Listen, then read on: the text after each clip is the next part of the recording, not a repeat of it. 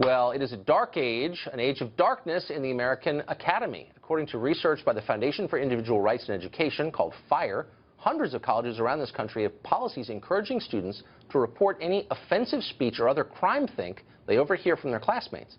Once such thought crime is reported, squads with Orwellian names like Bias Incident Response Team swoop in and impose all manner of penalties. These range from sensitivity training to suspension. How do we get here exactly? Robert Shibley is the executive director of FIRE, and he joins us now. Robert, thanks a lot for coming on. Thanks very much for having me. It's hard to believe this is real. Bias response teams? Not only is it real, it's really horrifyingly widespread. We found more than 230 of these teams in our searches across campuses nationwide, and we're sure there's more that we haven't identified. The ones we found, though, cover and they monitor the speech of 2.84 million students. So the idea is that the school is sending out students to tattle on other students for saying things they believe is, what, offensive, indecent, inappropriate? Like, what's the standard? In some cases, and the standard varies, but they're actually trying to seek out bias and destroy it on campuses. And so through a series of online forms that you often fill out, or just encouraging students. I mean, we see, if you see something, say something on some of these bias response team websites, they're encouraging people to come forward, and they say, if you hear something that's biased, and that can be defined as something as sort of well, vague. that's it. What's the definition? Well, it can be super vague, and but it's always vague, right? I mean, if you're going to have a rule, a standard, you ought to have to define it, especially if there's a penalty attached to it, right? So do kids know what's in bounds and what's outside of bounds? I don't think they do, and it varies from place to place. It depends on the protected classes that are covered by the bias response teams, and some of them are crazy. Like in Kentucky, one of the protected classes at the University of Kentucky is smoker status. There's universities that protect size. There's a university, I think Oregon, protects shape. So you're not allowed to complain about smoking in Kentucky? Right. Well, you're not allowed to try to either relate to somebody or avoid relating to them based on a stereotype that you might have in your mind about smokers if it's negative. So not only can you not, you can't even avoid folks based on these things, or it can be reported as a bias report. Ah, it's probably the only place in the world standing up for smokers. That's kind of interesting.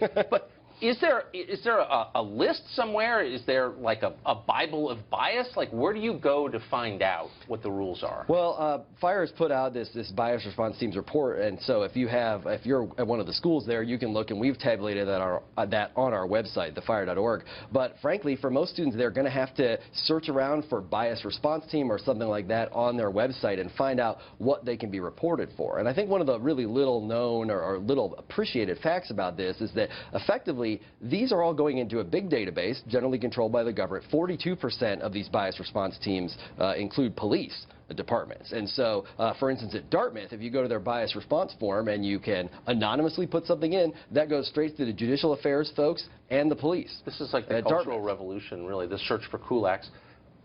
These are crypto government institutions. All colleges are, almost all. They take massive amounts of federal dollars. And yet they're encouraging the violation of constitutional rights, the most basic one, the freedom of speech.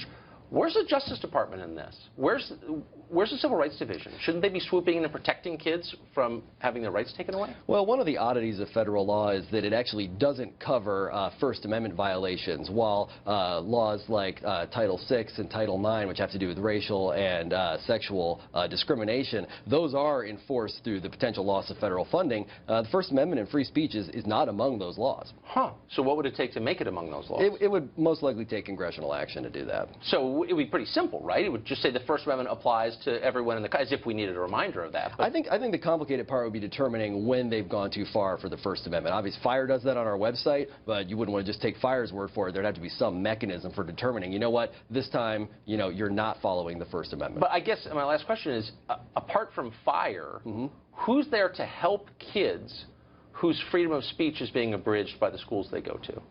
I think it's fair to say that we're the primary folks out there doing that. How many staff members do you have? FIRE's about 50 folks now. Huh. So we've grown a lot, unfortunately. Does the ACLU, which is supposed to be protecting our civil rights, ever jump in and say, you've got a right to say what you think? We've had a good relationship with a number of state ACLU chapters over the years, and so we're always happy. I mean, we'll work with anyone. FIRE is a nonpartisan organization, and we'd love to work with anyone who cares about free speech on campus. It shouldn't be left to 50 people to defend the First Amendment. That's really sad. So I hope you grow. Well, thank you very much. Thank you very much.